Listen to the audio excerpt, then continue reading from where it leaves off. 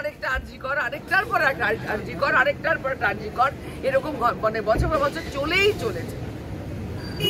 বাকি 5 জনের বিরুদ্ধে খুনের চেষ্টা, অ্যাটেম্প টু মার্ডার, একটু শ্লীলতাহানির মতন ধারা দেওয়া হয়েছে, যাদেরকে গ্রেফতার করা হয়েছে কলকাতা বাসিন্দা এবং আপনার দলের কর্মী।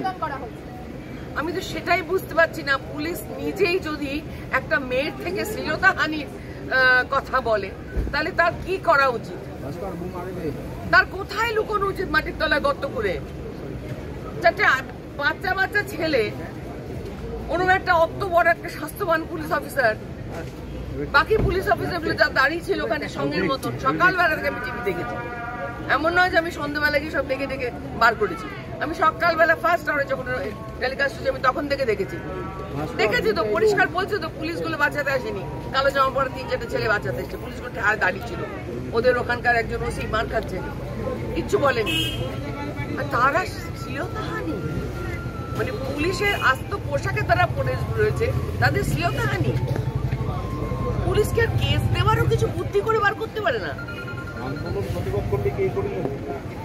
না না, আন্দোলন প্রতিবাদ না, ওদের বিজেপি দেখলে যে কি বিভৎস একটা চুলকানি হয়, শরীর খারাপ হয়ে যাবে, সেটাই বুঝতে পারছি না। শান্তভাবে ভদ্রভাবে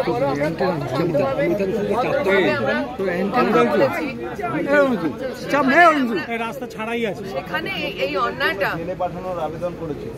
হ্যাঁ, একটু সাইড হও না। আমার ওষুধের প্যাকেট পর্যন্ত নিতে দিল না, আমাকে ধাক্কা মারতে মারতে ভোট আউট করে। ওই ওসি সাহেব কেন যেতে দিল, হঠাৎ কেন রেগে গেল? আমি বলছি আপনাদের এই রাগের কারণটা আমি বুঝতে পারছি না। আমার সাথে রাতভর খারাপ ব্যবহার করেননি, যেটা হয়েছে সেটা যে পেছন থেকে উপর থেকে ওদের খুব প্রেশার।